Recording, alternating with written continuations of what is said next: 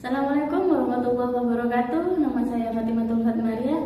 Saya dari kelas A Magister Ekonomi Syariah UIN Sunan Ampel, Surabaya. Tahun ajaran 2021-2022. Baik, di sini saya akan menjelaskan beberapa review saya tentang artikel yang saya buat dengan judul Mengulik Fenomena Rokok Ilegal, Menghindari Cukai Demi Efisiensi, Perspektif Komponen Biaya Konvensional dan Islam. Apa yang melatar belakangi dari semua itu? Menghasilkan suatu produk merupakan aktivitas rutin yang dijalankan oleh suatu perusahaan.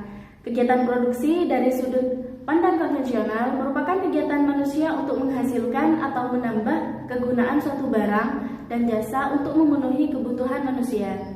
Nah, sedangkan dari sudut pandang Islam, produksi adalah penyediaan barang dan jasa dengan memperhatikan nilai-nilai keadilan, juga kebajikan, juga kemaslahatan umat manusia.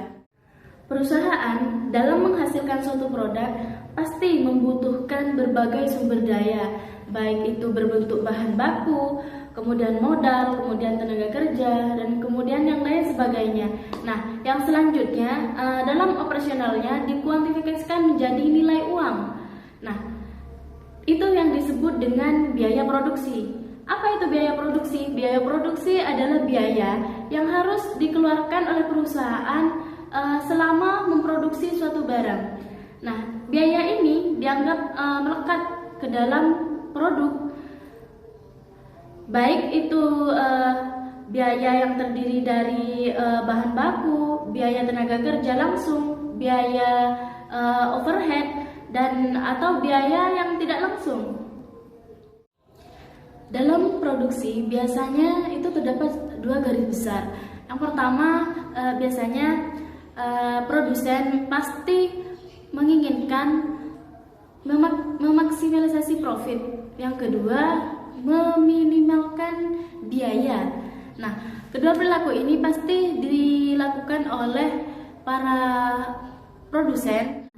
Perilaku produsen membutuhkan cara paling efisien dengan memilih atau menentukan komponen biaya yang cocok untuk mengoptimalkan output.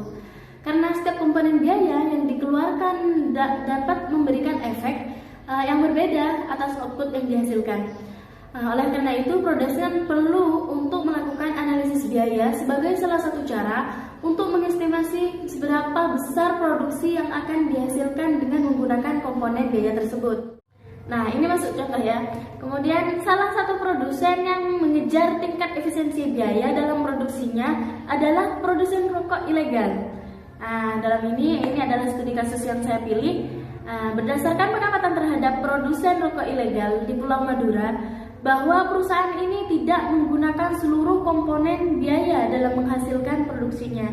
Nah, hal tersebut tampak dari adanya biaya tertentu yang seharusnya dibayar, tetapi tidak dibayarkan.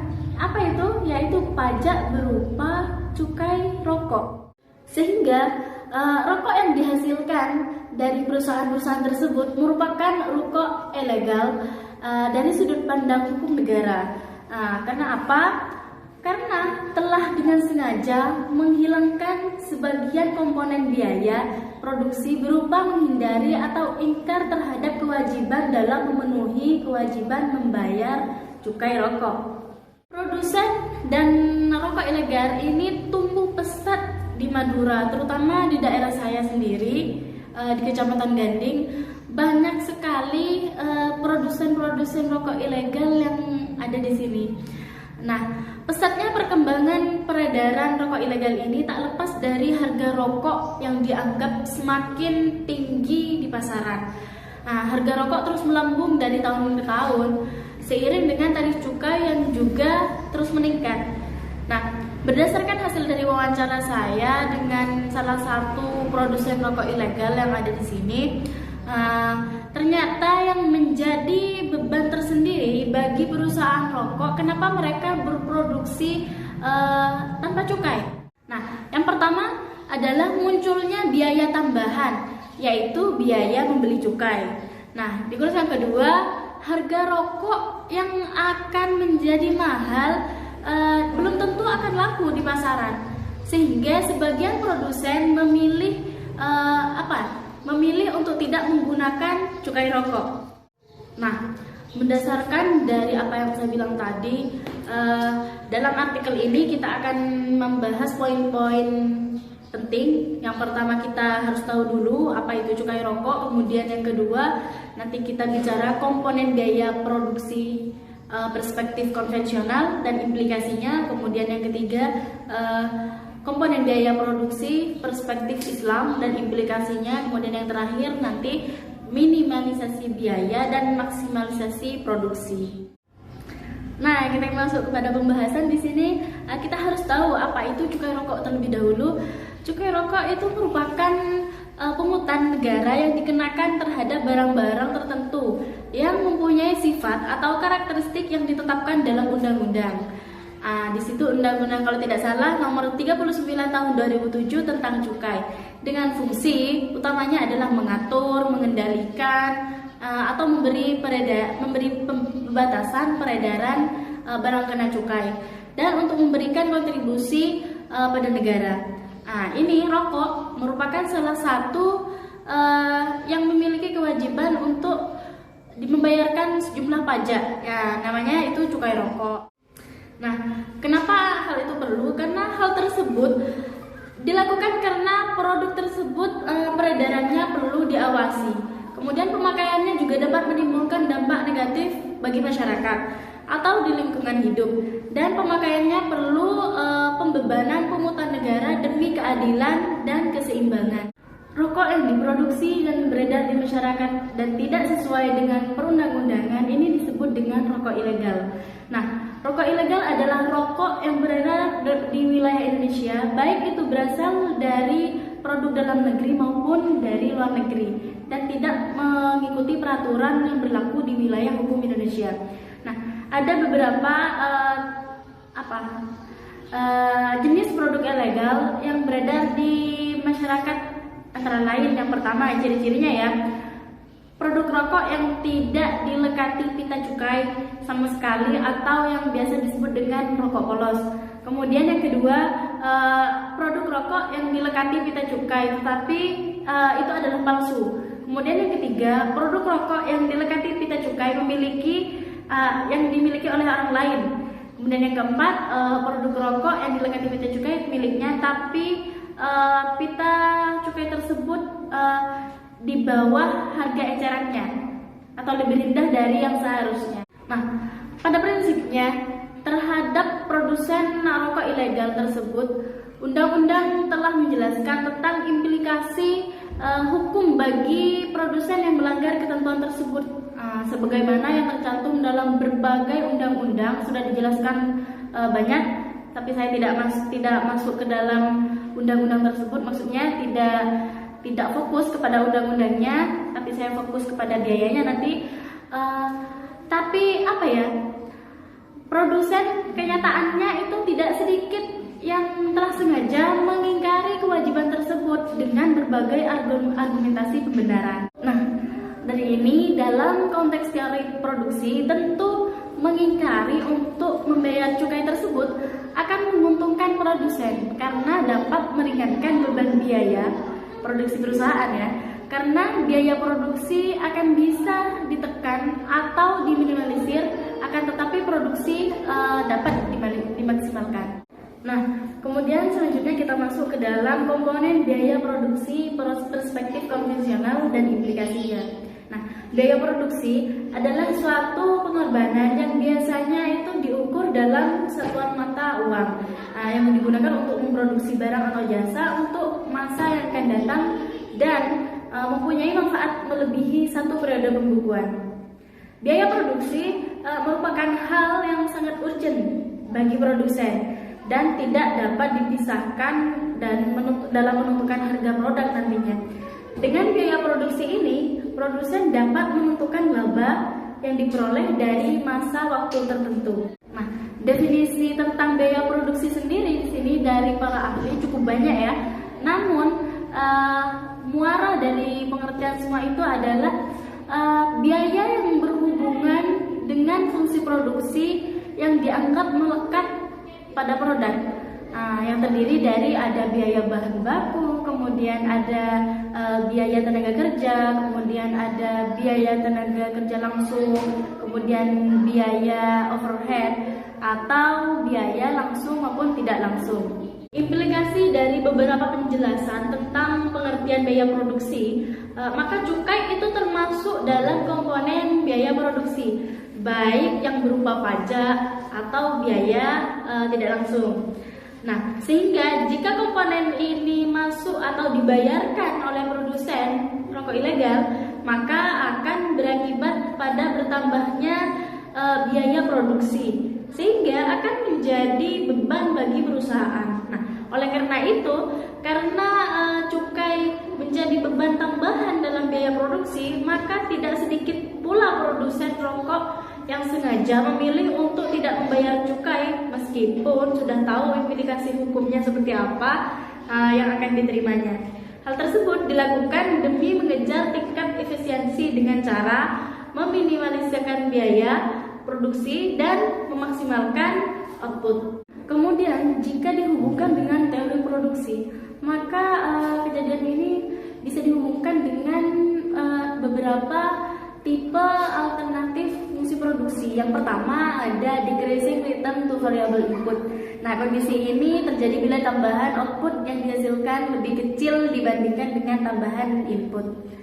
Kemudian yang kedua ada increasing return to variable input. Kondisi ini terjadi bila tambahan outputnya yang dihasilkan lebih besar dibandingkan dengan tambahan inputnya. Selain itu, dari sisi sudut pandang efisiensi, dengan menggunakan teori biaya produksi, maka efisiensi produksi ini diindikasikan dengan biaya yang lebih rendah untuk jumlah output dan tingkat mutu tertentu. Nah, dalam kriteria ekonomi, suatu sistem produksi dikatakan lebih efisien bila memenuhi salah satu syarat. Yang pertama, minimalisasi biaya untuk memproduksi jumlah yang sama. Kemudian yang kedua, maksimalisasi produksi dengan jumlah biaya yang sama. Nah, sehingga berdasarkan sudut pandang konvensional, maka keputusan dari produsen rokok ilegal untuk tidak membayar cukai rokok akan memberikan keuntungan bagi perusahaan mereka. Nah, kemudian bahasan yang ketiga adalah komponen biaya produksi perspektif Islam dan implikasinya. Nah, perbedaan ekonomi Islam dengan ekonomi konvensional sebenarnya tidak beda jauh ya di sini. Bedanya dalam ekonomi Islam itu yang diperhatikan adalah nilai-nilai Islamnya, juga batasan-batasan syariah yang ada di dalamnya. Sehingga nanti jika diimplikasikan ke dalam kegiatan, maka pasti ada batasan-batasan syariah juga nilai-nilai Islam yang ada dalam produksi. Dari sudut pandang biaya, definisi biaya dalam ilmu ekonomi itu adalah pengorbanan untuk menghasilkan sesuatu, baik itu yang berwujud uang maupun tidak. Dalam ekonomi Islam, biaya produksi itu tidak jauh berbeda kan ya, sudah saya sebutkan tadi, tidak jauh berbeda dengan biaya produksi yang secara umum. Nah, dalam buku Adi Warman Karim itu bahwa komponen biaya itu ada 3. Yang pertama ada fixed cost atau biasa disebut dengan FC, kemudian ada variable cost bisa disebut dengan VC, kemudian yang terakhir ada total cost atau TC. Nah, fixed cost ini sebenarnya besarannya tidak dipengaruhi oleh beberapa banyak output atau produk yang dihasilkan. Nah, salah satu contoh dari fixed cost ini seperti bunga yang biasanya dibayarkan oleh perusahaan atau produsen, kemudian pajak dan lain-lain gitu ya. Sebagai contoh di sini dari variable cost misalkan ya, dari 1 kg beras yang dihasilkan diperlukan biaya sebesar 1.000. Berarti kalau misalkan kita memproduksi 2 kg beras, yang dibutuhkan biayanya adalah 2.000 dan begitu seterusnya. Selain itu, dalam Islam terdapat pengklasifikasian biaya sebelum menghitung biaya produksi, karena tidak semua biaya yang keluar dihitung sebagai biaya produksi. Dalam produksi Islam, adapun pengeluaran yang tidak sesuai dengan syariat Islam, yang tidak dapat diakui juga sebagai biaya, antara lain yaitu seperti pembelian barang haram, kemudian asuransi, biaya suap atau risbah, kemudian ada juga yang infak, sedekah, wakaf, dan pembayaran bunga bank, terus zakat, terus aktivitas yang bertentangan dengan syariat Islam itu juga tidak dapat dimasukkan ke dalam komponen biaya. Nah, artinya bahwa seluruh pengeluaran atau dana yang keluar dari hasil usaha tidak sepenuhnya bisa dihitung sebagai biaya.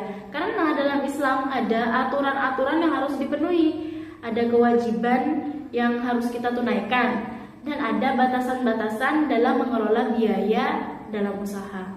Jika mendasarkan kepada pandangan sebelumnya yang saya sebutkan, maka dalam Islam komponen biaya produksi berupa cukai rokok yang sebagai pajak negara itu adalah bukan merupakan biaya yang dilarang dalam produksinya.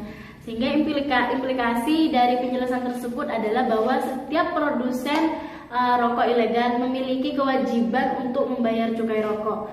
Karena apa? Islam mengajarkan dalam berproduksi ada kaidah akhlak yang harus dimiliki. Nah, kemudian bahasan yang terakhir adalah minimalisasi biaya dan maksimalisasi produksi. Nah, produsen dalam melakukan produksinya secara rasional akan berproduksi dengan sangat efisien dengan menggunakan biaya minimumnya. Dalam kriteria ekonomi, suatu sistem produksi dikatakan lebih efisien bila memenuhi salah satu dari kriteria ini.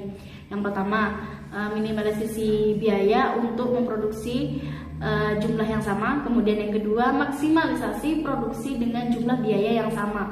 Nah, dengan kriteria ini, maka pada konteks produsen rokok yang tidak membayar cukai, dapat dilihat mana yang lebih efisien antara membayar cukai dengan tidak membayar cukai. Nah, sekian informasi juga penjelasan dari saya terkait dengan artikel yang saya buat. Mohon maaf jika dalam penyampaian banyak kekurangan, juga banyak kesalahan, mohon koreksinya. Terima kasih telah menyimak. Assalamualaikum warahmatullahi wabarakatuh.